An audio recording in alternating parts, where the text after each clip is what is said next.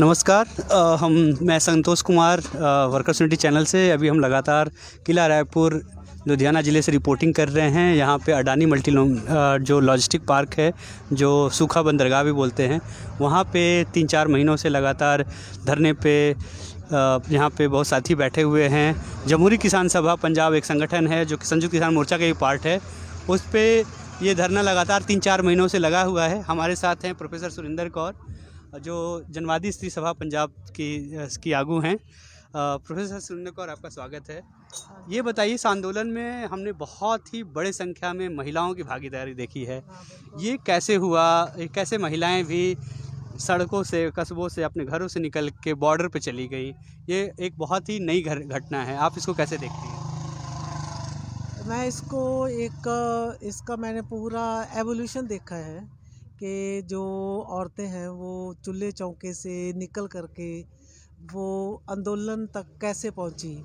सबसे पहले ये अचानक घटना हुई नहीं है, ये अचानक नहीं हुआ है। लोग पहले से बहुत ज़्यादा मुश्किल में फंसी हुई है, खेती बाड़ी के, और जो दलित औरतें हैं वो भी, कि जो किसान है वो 2015 तक 16 उनके खुदकुशियाँ कर चुके थे, और उनका जो सारा खुदकुशी का जो लोड है वो भी, और जिस वजह से उन्होंने खुदकुशियाँ की वो सब औरतों पे आ गया, वो लड़कियों पे आ गया। उनका जो चूल्हा है वो ठंडा होने लगा। तो वो एक तरह से 3-4 तरह के अपने आप में अकेले मतलब जंग लड़ रही थी घर में।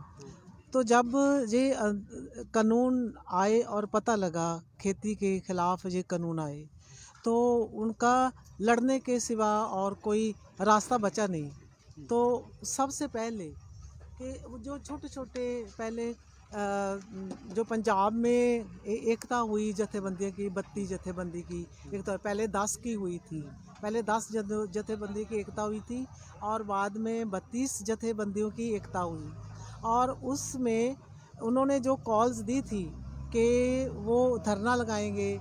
एक पहले मोटरसाइकिल मार्च निकला था, फिर उसके बाद एक ट्रैक्टर मार्च निकला था, और उस ट्रैक्टर मार्च में जो लड़कियां खेती करती हैं खुद, और उनमें वो ट्रैक्टर लेके आई थी। मुझे याद है मोगा में एक ट्रैक्टर रैली हुई थी, उसमें 2 लड़कियां जो खुद करती हैं खेती, वो अपना ट्रैक्टर लेके आई थी। तो उससे जो और औरतें हैं जो चूल्हे का ही फिक्र करती हैं, उनको अपनी ज़मीन का फिक्र हुआ, और वो बाहर निकली धर्म में। उसे झंडा, उसने किसानों का किसी भी जथेबंदी का हो, झंडा चुन। और उसमें जब रेल की पटरियों पे जब धरने लगे, और जो अडानी अंबानी के ऐसे जगहों पे लगे, बीजेपी के मंत्रियों के कोठियों के आगे किसान औरतों के और किसानों के धरने लगे, और जब टोल प्लाजे बंद किए और उसके आगे धरने लगे, तो जो वो गिनती थी, जो उसमें जो संख्या थी औरतों की, संख्या दिन प्रतिदिन बढ़ती गई। और तब वो बोलती नहीं थी कि आप क्यों बैठे हैं, आप कैसे आए हैं। जब हम उनसे भी सवाल पूछते थे, जैसे आप हमसे पूछ रहे हैं, तो वो ना मतलब कि अपनी चुन्नी ना ऐसे करके बैठ जाती थी कि इनसे पूछो, कि जो मर्द लोग हैं उनसे पूछो, भी हम नहीं बोलेंगे। वो अपनी तस्वीर भी खींचने नहीं देती थी। हाँ, तस्वीर भी खींचने नहीं देती थी, पर धर्म पे आती। आहिस्ता आहिस्ता देखो, इससे उनका एवोल्यूशन हुआ। जब उनके लोगों से और जो लीडर्स हैं उनसे उन्होंने बातें सुनी, अपने 3 कानूनों को समझा। उन्होंने समझा कि जो एमएसपी का जब कानून नहीं होगा, तब कल को उनके साथ क्या होगा।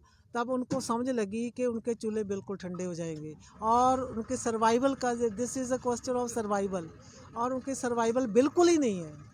तो उनको लगा कि अब जो सरकार ने 3 काले कानून लेके आई है, ये तब तक जो वापस नहीं हुए, तो उनका भविष्य बिल्कुल ही नहीं है, और उनकी जो एग्जिस्टेंस है उनको बहुत बड़ा खतरा है, और वो भी कॉरपोरेट्स से, बीजेपी की सरकार से।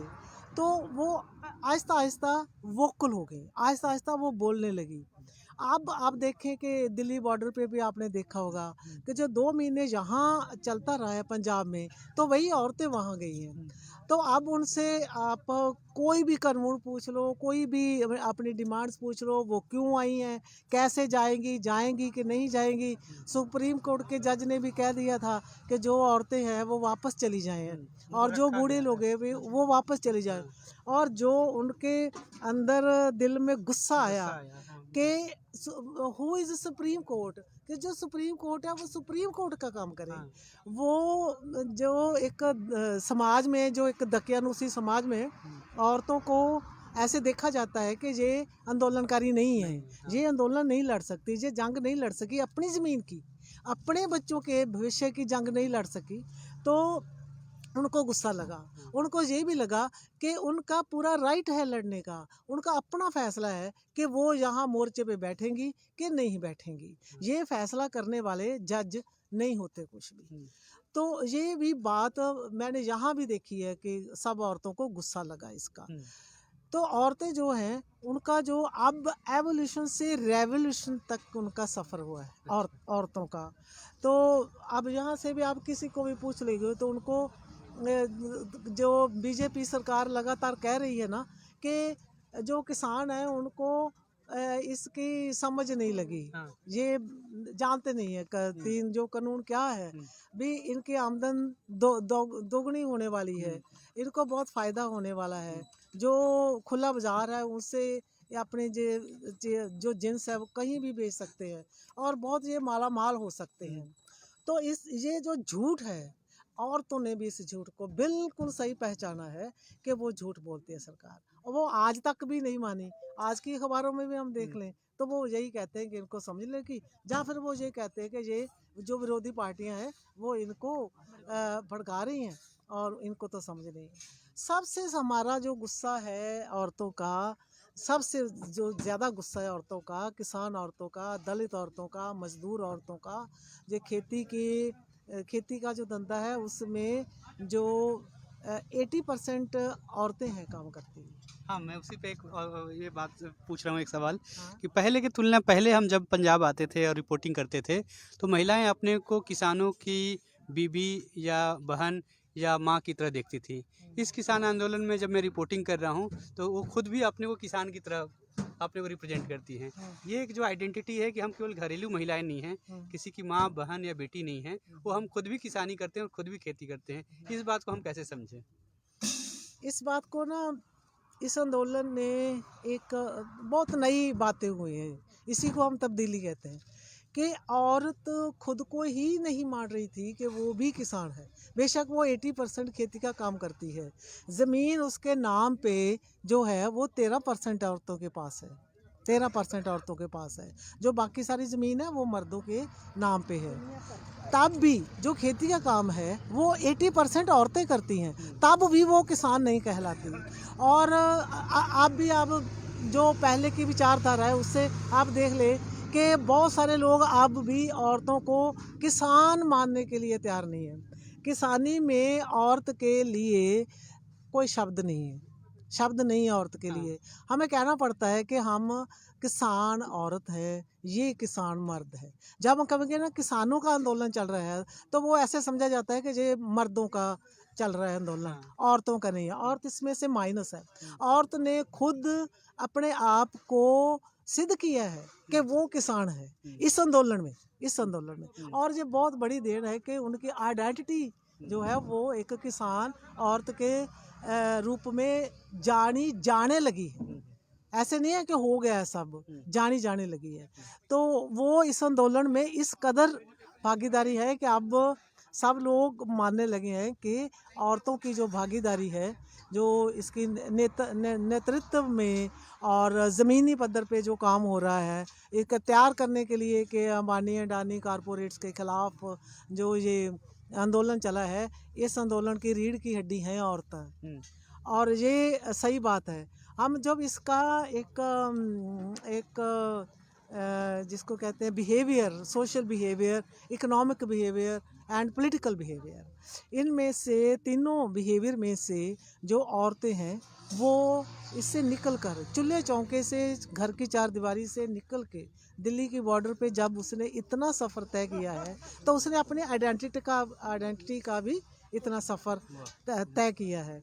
तो ये जो आइडेंटिटी है, एक तरह से उनके लिए, औरतों के लिए, हमारे समाज में उसके चलने के लिए, उसकी ज़िंदगी के रास्ते जो है वो खुले कर रहा है ये आंदोलन।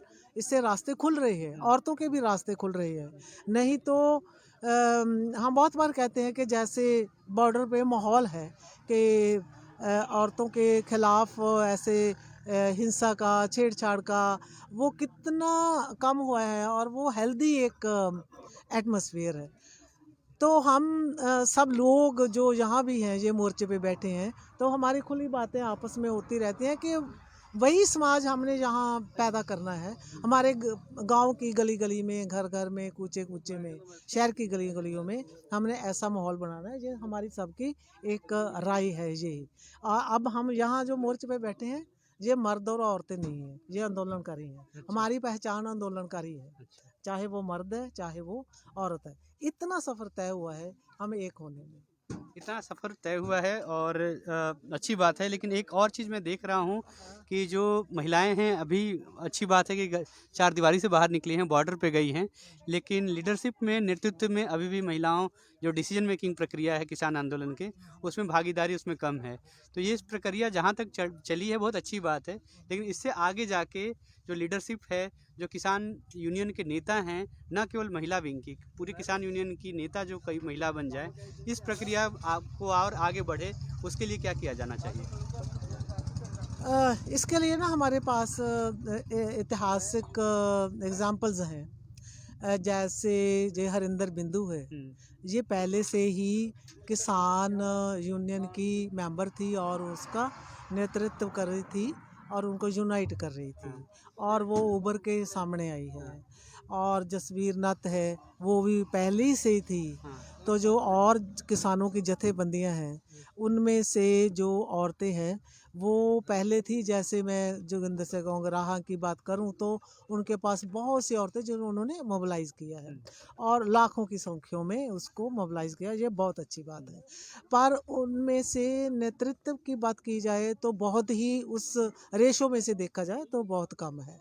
जो और जथेबंदियाँ हैं उनमें से और भी कम है। तो ये जो एक ट्रांजिशनल पीरियड है ये आंदोलन का, ये एक तरह से विचारों का भी आदान प्रदान, विचारों का भी ट्रांजिशनल परिवर्तन का ये पीरियड है। तो उसमें से जो नौजवान लड़कियां हैं वो उभर के सामने आ रही है। जो इसकी रिपोर्टिंग है, मतलब ज़ीरो ग्राउंड से उसकी रिपोर्टिंग लड़कियां ने अपने हाथ में ली है। जैसे उन्होंने टिकरी बॉर्डर से वो ट्रॉली टाइम्स निकाला, ऐसे ही जो सिर्फ लड़कियां ही हैं, लड़कियों ने वो मैगजीन करती धरती ये निकाला है। तो इनकी जो ज़मीनी रिपोर्टिंग है, जो ग्राउंड ज़ीरो से रिपोर्टिंग है, वो उस रिपोर्टिंग का, और जो प्रोफेशनल चैनल हैं कई सारे, उनके रिपोर्टिंग का भी ज़मीन आसमान का फ़र्क है। ये बिल्कुल मिट्टी की रिपोर्टिंग है, मिट्टी की महक की रिपोर्टिंग है ये। तो इसको हम ऐसे देखते हैं कि ये एक जो लड़कियां हैं समाज में, जो उनका अभी तक उनको अभी भी सिद्ध करना पड़ता है कि वो लड़कियां हैं और वो लड़कों के बराबर है। लड़कों को ये सिद्ध नहीं करना पड़ता कि वो लड़के हैं और लड़कियों के बराबर है। लड़कियों को सिद्ध करना पड़ता अपने काम से, अपनी रिपोर्टिंग से, अपने विचारों से, अपनी किताबों से, अपने जो भी टाइम दे रही हैं। जैसे वो बैठी हैं, लाखों औरतें वहाँ बैठी हैं बॉर्डर पे, उन्होंने सब कुछ झेला है जो मर्द झेलते हैं, तो उनको फिर भी सिद्ध करना पड़ता है। ये जो चेंज है आज अब मैं देखती हूँ कि हमारी सोसाइटी में उनके विचारों में एक तब्दीली आ रही है। वो अब उनको वो स्पेस थोड़ी है स्पेस, उनको स्पेस देने लगे कि ये लड़कियां हैं और ये भी आंदोलनकारी हैं, वो भी स्पेस देने लगे। और ये स्पेस की बात है, जो बहुत लंबे समय से औरतों को स्पेस नहीं मिल रही थी। और आप देखो कि फ़ौज में जो औरतें हैं उनका भी बना था। अभी सुप्रीम कोर्ट ने भी कह दिया था, पिछले साल कह दिया था कि इनकी तरक्की होनी चाहिए, और हुई नहीं, उनके लिए बोर्ड नहीं बनाया। और ये एक आप ये कहें कि ये पितृसत्ता का बहुत बड़ा मामला है, एबिलिटी का मामला नहीं है। हालांकि वो भी बड़े मतलब कि एबल हैं, वो कैपेबल हैं वो, पर पितृसत्ता का मामला है। पितृसत्ता टूट रही है, मैं देख रही हूँ, हम सब देख रहे हैं, ये हमारे हम सब साथ ही होते हैं। तो पितृसत्ता है वो जो थोड़ी टूट रही है, और ये हमारी सोसाइटी के लिए, इसकी एक समान डेवलपमेंट के लिए, इसके समान इकोनॉमिक, सोशल, पॉलिटिकल और कल्चरल डेवलपमेंट के लिए एक बहुत अच्छा संकेत है। मैं देखती थी कि पहले जो औरतों की जो यूनियंस हैं और जो नारीवादी नज़रिया है, नारीवादी नज़रिया में बहुत ज़्यादा पॉजिटिव एक चेंज आई है। आप नारीवादी आंदोलन की भी बात कर रही थी, नारीवादी दृष्टिकोण की भी बात कर रही हैं। जो नारीवादी आंदोलन ट्रेडिशनली रहा है वो शहरों में, और जो शिक्षित मध्य वर्ग है उसके बारे में ज़्यादातर बातें की हैं। नारीवादी आंदोलनों का एक क्रिटिक ये रहा है कि जो गांव की महिलाएं हैं, जो वर्किंग वीमेंस हैं, जो खेती किसानी में महिलाएं हैं, उनके मुद्दे कम उठाए गए हैं। आपको अभी क्या ऐसा लगता है कि नारीवादी आंदोलन का एक वर्किंग क्लास वीमेन पर्सपेक्टिव से थोड़ा दूरी रहा है? हाँ हाँ, बिल्कुल। वो उनकी बातों की करते हैं, पर उनको साथ लेकर बात हो, ये कम था, ये कम था। उनकी बात तो चलती है, उनकी बात चलने एक फैशन भी बन जाता है ना, कि वर्किंग क्लास की बात करनी है, दलित औरत की बात करनी है, और 8 मार्च आ जाए तो एक औरत की बात करनी है कि इनके भी हक हैं, और सारा साल कुछ करना नहीं है। तो ऐसा फैशन रहता है। तो उस फैशन से जो नारीवादी नज़रिया था, वो ये था कि जो पढ़ी लिखी औरतें हैं और जो इस थ्योरी को जानती हैं, और वो अपनी किताबें भी लिखती हैं, वो इनको हकों के बारे में भी लिखती हैं। बहुत सी जो लहरें चली हैं नारीवादी आंदोलन की, उसमें उस नारी की बात की जाती है जो एक नारीवादी नज़रिया हो गया था कि एक ख़ास वर्ग की नारी की बात की जाती थी, जो एक खेतों में काम करती हैं, एक्चुअली जो फैक्ट्रियों में काम करती हैं, जो घरों में काम करती हैं, जो दूसरे के घरों में काम करती हैं, जो ऐसे किस्म की बहुत सारी औरतें हैं, वो इसमें शामिल नहीं थी, वो शामिल नहीं थी। अब क्या है कि ये शामिल हैं, दलित औरतें भी जाती हैं, क्योंकि उनको भी ये इस आंदोलन ने, ये जो 3 काले कानून हैं खेती के, और जो डिमांड्स हैं किसानों की, ये किसान आंदोलन की, उनको पता चल गया है कि अब उनका जो थोड़ा बहुत गुजारा हो जाता है, उनको खुद दिहाड़ी मिलती है, वो खेतों में काम करती हैं।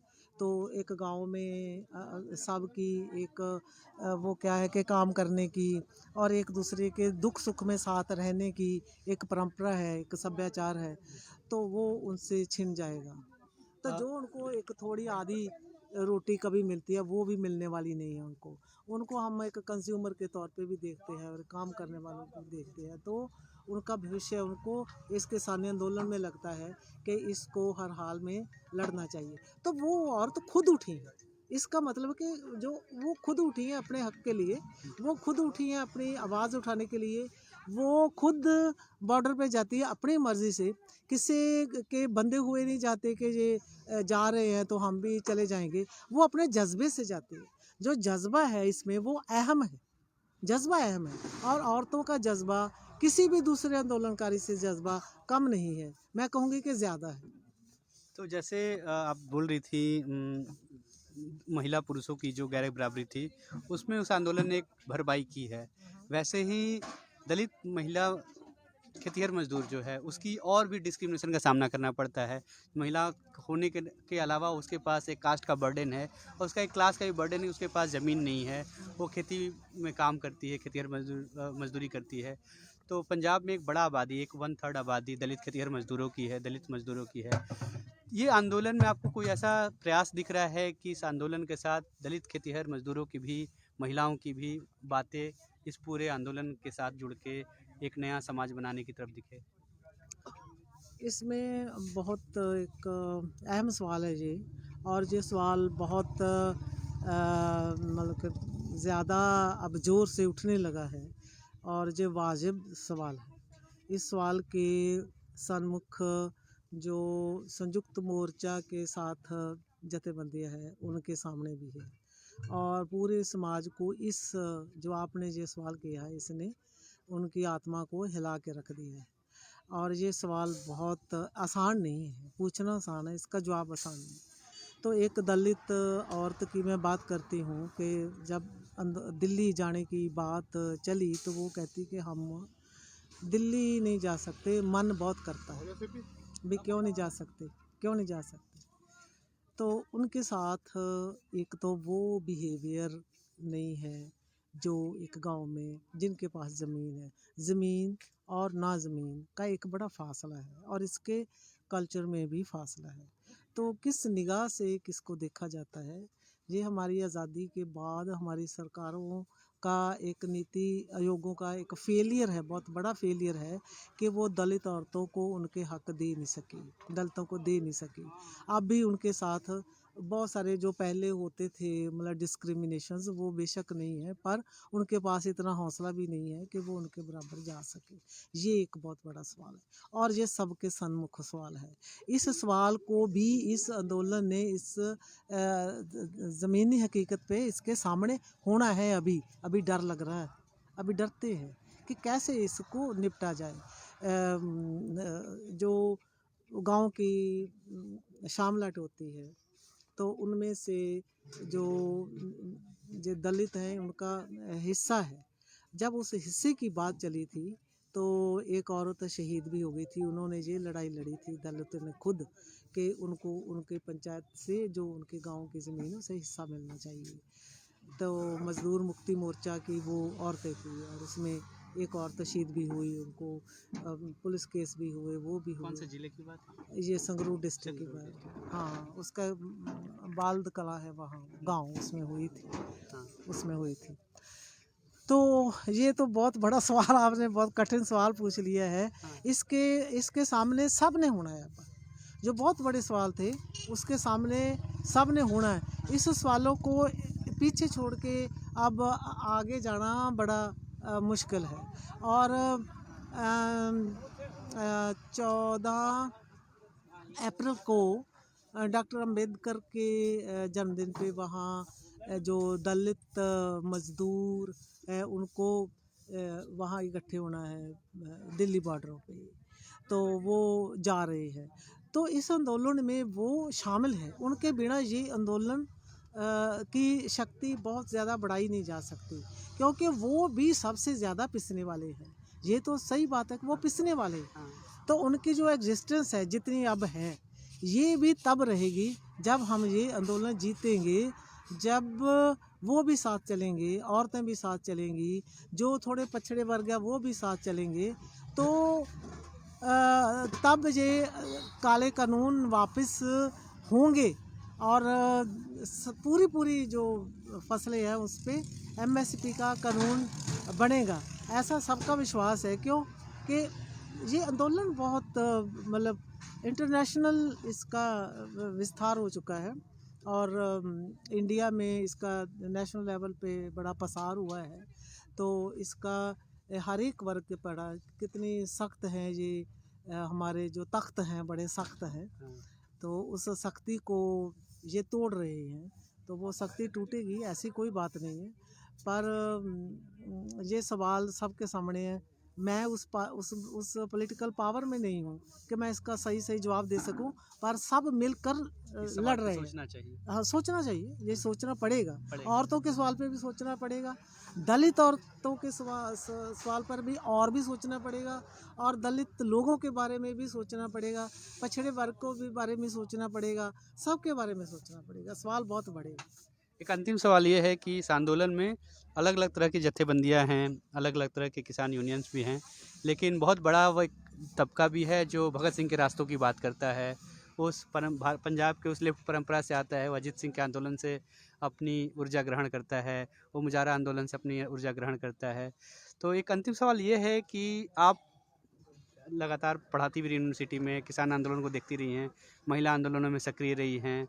इस आंदोलन को अगर व्यापक समाज बदलने की दिशा में बढ़ना है, ये पूरी पूंजीवादी ताना बाना जो है उससे पार पाना है और नया समाज बनाना है, तो आगे हम कैसे बढ़ सकते हैं?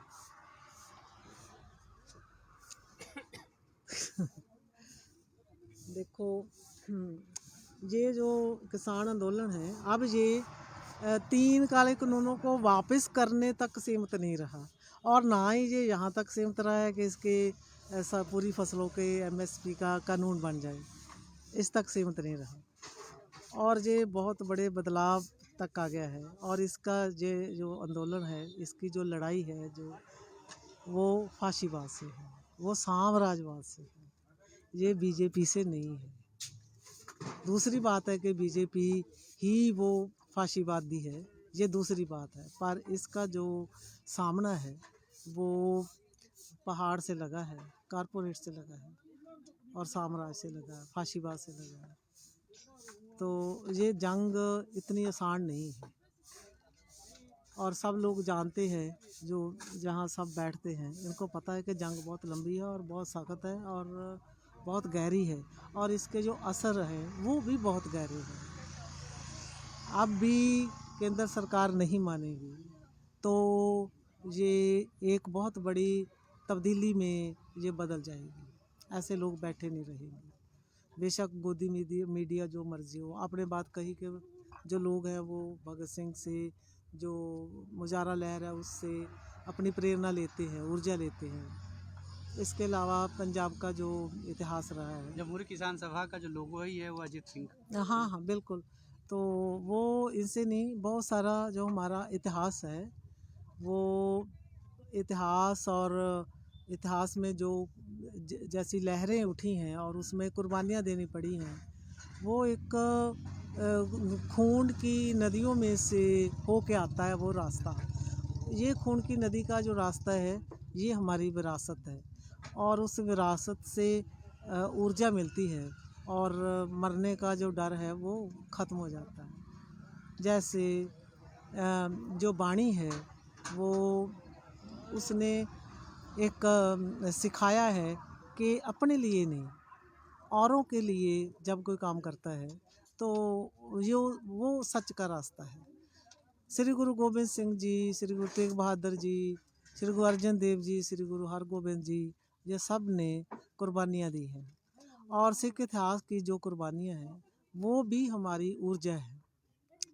जो शुरू से लेके दुल्ला भट्टी से लेके जो ज़मीन की लड़ाई है, वो बाबा बंदा सिंह बहादुर की ओर से होके, मुजाहरा लहर की तरफ से होके, तो आज यहाँ तक पहुँची है, तो वो भी इसकी ऊर्जा का समान है। जो भी इस हिंदुस्तान की आज़ादी के जो शहीद हैं, जो जिन्हों की ज़मीन की कुर्कियाँ हुई हैं, जो भी इसमें बहुत सारे लोग रहे हैं, तो वो सब हमारे लिए ऊर्जा हमारे लिए है। वो हिंदुस्तान के वो सब जो जिन्होंने अपनी जानें कुर्बान की और उनकी लड़ाई लड़ी, वो हमारे सब के लिए ही ऊर्जा का है। तो बंगाल के जो किसानों का संघर्ष चला, और जो ऐसे वो जो संघर्ष है ज़मीन के, नील की खेती का है, तो वो सब भी तजर्बे हमारे साथ हैं, और जो बाकी देशों के हैं वो भी हैं। क्यों?